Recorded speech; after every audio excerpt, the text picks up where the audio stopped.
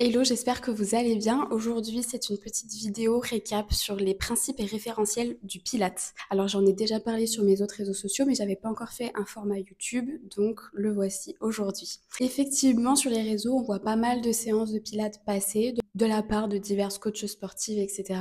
Ce que je trouve un petit peu dommage pour la plupart, c'est qu'il n'y a pas de voix off et il n'y a pas d'explication. Sachant que quand on est débutant et quand on n'a jamais vraiment entendu parler du Pilates, bah si on ne pratique pas ces référentiels-là, c'est-à-dire comment bien se positionner, comment bien respirer, comment engager son centre, etc., alors bah on ne fait pas de Pilates quoi. On fait des exercices inspirés du Pilates, mais on ne pratique pas le Pilates tel qu'il est. Alors aujourd'hui, je vais vous faire une petite vidéo pour vous expliquer le plus rapidement possible tout ça. Si vous avez des questions, n'hésitez pas à les poser dans les commentaires. Si vous n'arrivez pas à faire tout ça sur vos premières séances, c'est complètement normal. C'est pas facile de tout coordonner et de tout comprendre, surtout quand on débute. Donc pas de panique, vous allez y arriver. Plus vous allez le faire et plus ce sera simple. Je vais juste faire un petit disclaimer. Dans cette vidéo et dans mes vidéos YouTube, vous n'entendrez pas vraiment parler du muscle périnée et je m'explique pourquoi. Vous avez peut-être déjà fait parfois des séances de pilates où on vous parlait de contracter le périnée, serrer fort le périnée, patati patata. Moi, je ne le fais pas et je vous explique pourquoi. Il faut savoir que le muscle périnée est un muscle automatique et postural. C'est-à-dire que dans votre vie quotidienne, au quotidien, vous choisissez pas de le contracter ou de le relâcher. C'est pas comme un biceps où je peux décider de le contracter. Le périnée, il est censé assurer son rôle de manière automatique sans avoir à y penser. Je précise que chez un individu sain, ce périnée est censé fonctionner en synergie avec votre transverse, c'est-à-dire le muscle abdominal le plus profond du centre. On verra aujourd'hui comment engager son transverse. Donc, si votre transverse est engagé, alors logiquement, votre périnée aussi. Et ce, légèrement. Ça ne sert à rien de s'acharner pendant 30 minutes de pilates à essayer de serrer son périnée à 100%.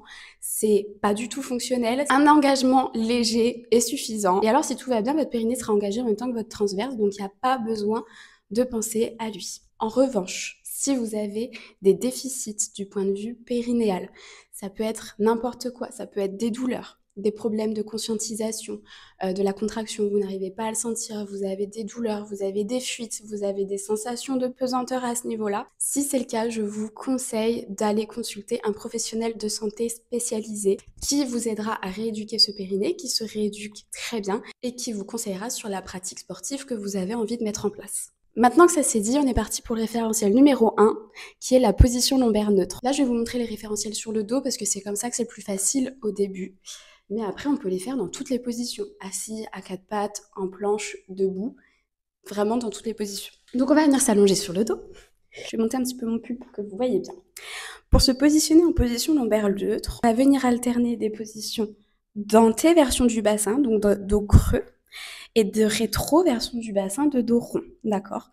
Donc je viens mettre de l'espace entre mes lombaires et mon tapis et je vais venir écraser mes lombaires contre le tapis. Là, j'alterne les deux positions extrêmes, d'accord? On va le faire plusieurs fois et vous allez vous positionner au milieu. On n'est ni en antéversion, ni en rétroversion, vous êtes entre les deux. C'est votre position lombaire neutre. Alors attention, ce neutre ne sera pas le même chez tout le monde. Il y a des gens qui sont naturellement plus cambrés que d'autres. Ce qu'on recherche, c'est que pendant les exercices, notamment abdominaux, d'accord, on garde ce neutre, d'accord? On ne vient pas forcément perdre son neutre et surtout partir en antéversion du bassin ici, d'accord? Donc ce neutre, je le sens tout le temps, ok? En gros, les lombaires restent immobiles pendant tous les exercices de pilates. Ça, c'était le référentiel numéro 1. On arrive au référentiel numéro 2, j'en parlais tout à l'heure, la contraction du transverse. On parle plutôt d'engagement en pilates. Alors, on va venir placer sa petite main entre son nombril et son pubis, donc sur la partie basse du ventre. Une fois que votre main est positionnée, à l'inspire, vous allez laisser le ventre se gonfler naturellement. À l'expire, je ne sais pas si vous voyez, j'ai réussi à mettre une distance entre ma main et mon ventre. Ma main, elle, n'a pas bougé, c'est mon ventre qui s'est aspiré en direction du tapis. Encore, on inspire. Expire, rentrez le ventre. La partie basse du ventre, je l'aspire, je l'aspire, je l'aspire, je l'aspire. Il est possible que vous sentiez une petite gêne, juste au-dessus des épinilacres. Ici, c'est normal, vous avez engagé votre transverse. On refait une dernière fois. À l'inspire, on laisse le ventre se gonfler. Et à l'expire, j'aspire. On imagine que la main est en feu et qu'on ne veut plus la toucher. Vous avez engagé votre transverse. Ce qui m'amène au référentiel numéro 3. On va garder l'engagement du transverse, ok?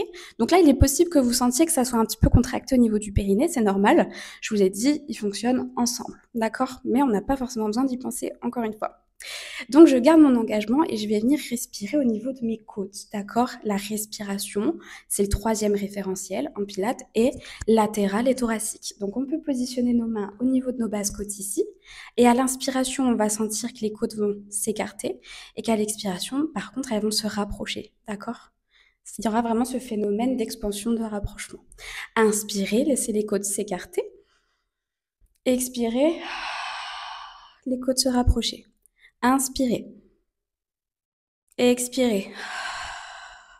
Vous avez vu, à l'expiration, je fais de l'air chaud, comme si je voulais faire de la buée. Et ça, c'est la respiration pilate. L'inspiration est par le nez, l'expiration est par la bouche, de l'air chaud. Donc, pendant ma respi, j'ai gardé mon engagement du transverse. Je ne suis plus venue chercher une inspiration avec le ventre, mais vraiment une inspiration au niveau de ma cage thoracique. On va refaire une dernière fois. On garde l'engagement en bas. On inspire. Et on expire. Les côtes se rapprochent et je garde mon engagement. Bravo. On arrive aux 2 derniers référentiels que, en général, je mets tout en un. C'est la position des épaules et l'autograndissement. Alors, pour ce faire, c'est très simple. Vous allez imaginer, vous avez une queue de cheval sur le haut du crâne, ou alors un fil, et que quelqu'un vous tire ce fil au-dessus de la tête. Donc, on imagine vraiment que quelqu'un vient me tirer, hop, les cheveux au-dessus de la tête. Ça va venir imprégner un très léger double menton, et on va venir chercher un autograndissement au niveau de la colonne vertébrale. Ce qui concerne les épaules, elles seront toujours basses, le plus éloignées possible de vos oreilles, d'accord? On va jamais être ici, on va vraiment chercher les positions basses des épaules. Donc, pour ce qui est de l'autograndissement, j'imagine qu'un fil me tire et mes épaules sont éloignées de mes oreilles, d'accord? Vraiment cette position-là, ok? Je vais récapituler tous les référentiels dans une autre position. Par exemple, à 4 pattes, on reprend le premier référentiel qui est la position lombaire neutre. Donc, c'est ce qu'on appelle tout simplement le dos creux et le dos rond. On peut le faire plusieurs fois et venir se placer au milieu. Je suis dans mon neutre. Ici, je vais venir travailler ma contraction du transverse. Donc, à l'inspire, je laisse le ventre se gonfler. À l'expire, je rentre le bas du ventre, j'aspire le nombril. Encore, on inspire. On expire, on aspire le nombril et on reste, on tient. On garde l'engagement du bas du ventre et je vais venir respirer avec mes côtes. J'inspire et j'expire. Encore, on inspire et on expire. Ok? Et enfin, même dans la position à 4 pattes, j'imagine que quelqu'un me tire avec un fil au-dessus de la tête. J'ai le regard toujours entre mes mains. On n'est pas comme ça, on est vraiment ici. J'imprime un très léger double menton et mes épaules sont éloignées de mes oreilles. Je viens pas ici dans mes épaules, je suis éloignée. Une belle posture. Ok? Et après, on peut travailler ça dans toutes les positions. On peut très bien venir se positionner en dos neutre, par exemple ici sur les genoux. Toujours travailler la contraction du transverse, ma respiration latérale et thoracique, mon autograndissement et la position de mes épaules.